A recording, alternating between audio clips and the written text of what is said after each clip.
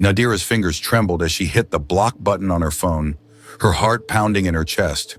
2 years with Ben, 2 years of love and fights, had ended in a storm of tears and harsh words. It wasn't an easy decision, but she knew she had to move on, no matter how many times she questioned herself. Blocking him on social media felt like the only way to gain a semblance of peace, but instead it left her with a hollow feeling.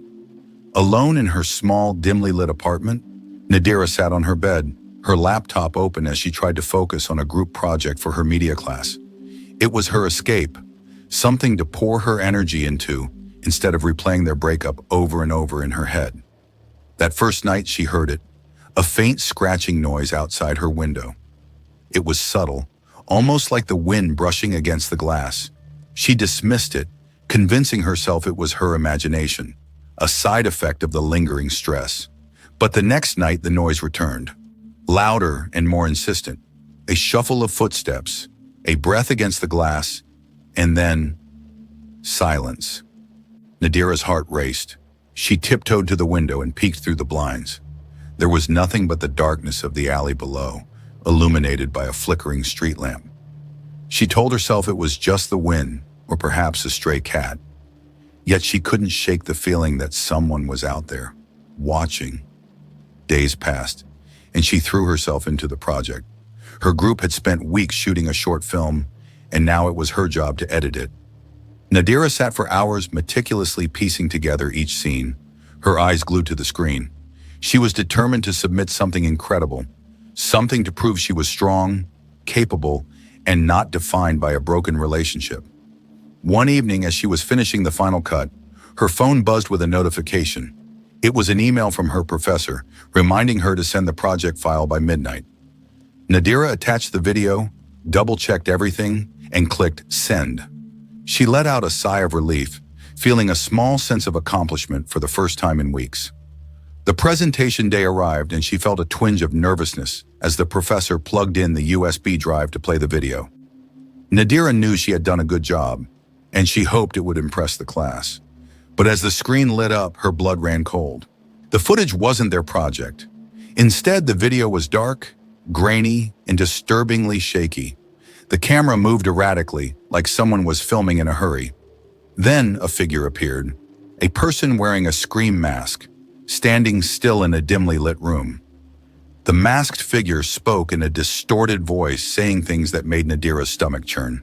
They made obscene, hateful comments about her, mocking her recent breakup, calling her names, and even mentioning her private life in ways that no one else could know. The room went silent. Everyone turned to look at Nadira, their faces a mixture of shock and pity. Her cheeks burned as she felt their judgment and confusion wash over her. Her eyes filled with tears, and she bolted out of the classroom before the video ended. She couldn't breathe. Outside, leaning against the cold concrete wall, she struggled to make sense of what had happened. Her project had been replaced. Someone had hacked into her email, swapped the files, and sent this nightmare to her professor. Nadira felt a wave of nausea as she realized who might be behind it. Ben. It had to be Ben.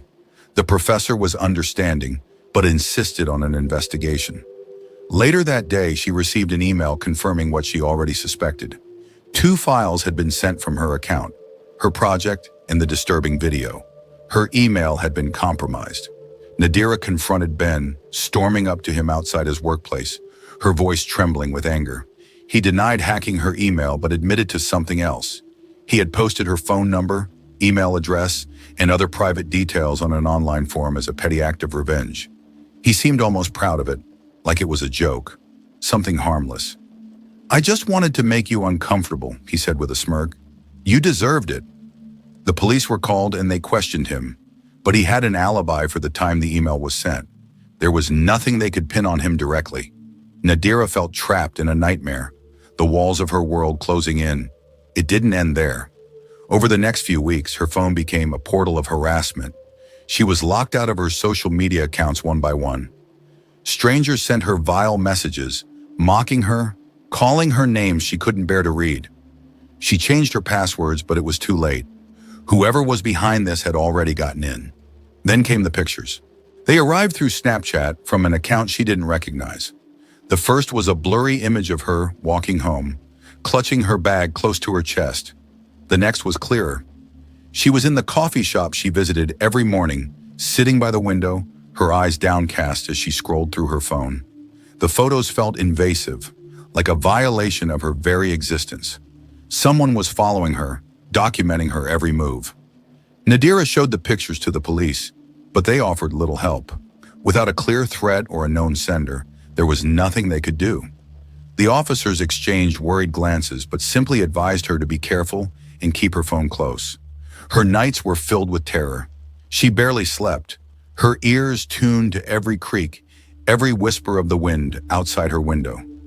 The noises she once dismissed now felt like a sinister presence lurking just beyond the glass. She started leaving the lights on, jumping at the sound of her own breath. One night she received another photo. This time, it was taken from inside her building, just down the hallway. It showed her door, slightly ajar, with a shadow in the corner, as if someone was standing just out of view. Nadira's hands shook as she stared at the image, her pulse thundering in her ears. She slammed her door shut, locked it, and pressed her back against it, her mind racing. Who was doing this? Was it Ben or someone he had set on her? She couldn't tell. All she knew was that someone had crossed a line, and she wasn't safe. Not in her own home, not anywhere. Nadira felt like a prisoner in her own apartment. She had locked every door, checked every window, but the feeling of being watched wouldn't leave. Her phone buzzed again, and she almost dropped it in fear. The Snapchat message was from the same unknown account, but this time, there was no photo, just a video. Her finger hovered over the play button, her body frozen with dread. She knew she shouldn't watch it, but curiosity and fear pulled her in. The video started with a dark, shaky view of her hallway. It moved slowly, inching closer to her apartment door. Nadira's breath caught in her throat as she realized it was recorded from just outside her door, seconds before the last photo was sent. The camera panned down, showing a hand in a black glove, reaching for her doorknob. Then the screen went black. Nadira screamed and threw her phone onto the couch. She ran to her door, her heart pounding so loudly she could barely hear anything else. She pressed her ear to the cold wood, listening for any movement outside. The silence was deafening. After a long moment, she slowly turned the deadbolt, making sure it was locked tight. The realization hit her like a punch. Whoever was doing this had been right outside her door while she was inside, oblivious. She called the police again, her voice cracking with fear. This time, the officer who answered sounded more concerned. They promised to send someone over, but it would take time. Nadira sat on her couch, her legs pulled up to her chest, clutching a kitchen knife for comfort. The seconds felt like hours. She watched the clock on the wall, counting down each agonizing moment until help arrived. When the police finally showed up, they checked the building's security cameras. To Nadira's dismay, the cameras had been tampered with. The footage from the past hour was missing, conveniently erased. The officers exchanged uneasy glances before turning back to her, their expressions a mix of pity and frustration. There was little they could do without any concrete evidence. They advised her to stay somewhere else for the night, somewhere safe. But where could she go? Her family lived hours away, and she didn't want to involve her friends, not after what happened in class. The embarrassment of the video still stung. She could already hear their voices, whispering about how she was losing her mind, how she couldn't handle the breakup. Nadira felt trapped, cornered by her own vulnerability. She decided to stay at a nearby hotel, at least for one night. It was late when she checked in, and the room felt empty, cold despite the heater humming in the corner. She locked the door and wedged a chair beneath the handle for good measure. For the first time in days, she allowed herself to cry, burying her face in the pillow as her body shook with sobs. It was all too much. The breakup, the harassment, the fear that she was being hunted by some unseen predator. At around 3 a.m., she woke up to the sound of her phone buzzing again. It was another message from the unknown Snapchat account. Her hands trembled as she unlocked her phone, her vision blurry from tears and exhaustion. The message was a single word: "Found you." Nadira's stomach dropped. She jumped out of bed and ran to the window, peering out into the dark parking lot. Her eyes scanned the rows of parked cars, searching for any sign of movement. The lot was still, eerily so, but that only made her more anxious. She knew he was out there, watching. The next morning, she returned to her apartment, hoping to find some semblance of normalcy. The police hadn't been able to trace the Snapchat account, and Ben had been ruled out once again. Whoever was doing this was still out there, lurking in the shadows. Nadira felt like a puppet, her strings being pulled by someone she couldn't see. Days turned into weeks, and the harassment didn't stop. The emails kept coming, vile messages filled with threats and dark fantasies. Nadira stopped going to her favorite places, terrified of being photographed again. She changed her phone number, deleted her social media accounts, and even bought a new laptop, hoping to sever any digital ties the stalker might have to her. But one night she realized it wasn't enough. She woke up in the middle of the night to the sound of her own voice echoing through the room. It was her laptop sitting on the desk across from her bed. The screen was lit up, playing a video file she didn't recognize. Her heart skipped a beat as she realized it was a recording of her, taken from her own webcam. It showed her sitting at the desk, editing her project, completely unaware she was being filmed. Tears filled her eyes as she watched herself, oblivious to the intrusion. The video played on, showing her getting up, changing her clothes, lying down to sleep. The screen went dark, and then the distorted voice from the Scream video spoke again, low and menacing.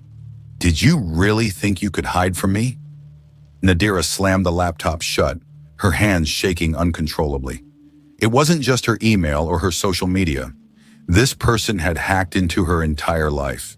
They had been watching her through her own devices, invading every private moment. She threw the laptop across the room, the screen cracking as it hit the wall.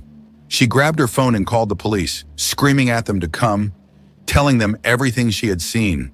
This time, they took her seriously. When they arrived, they took her laptop as evidence and promised to escalate the case.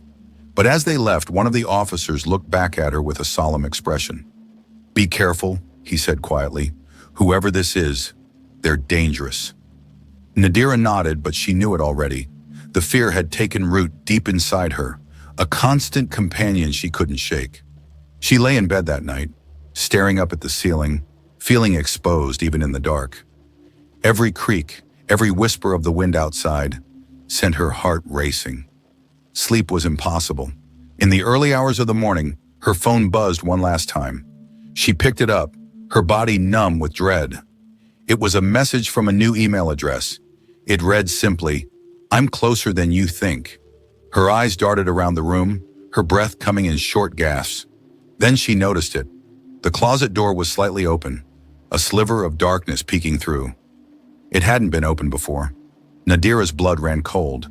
She tried to scream, but no sound came out as the door slowly creaked open and a figure stepped out, wearing a scream mask, tilting its head as if mocking her. The last thing she saw was the glint of a knife in the dim light.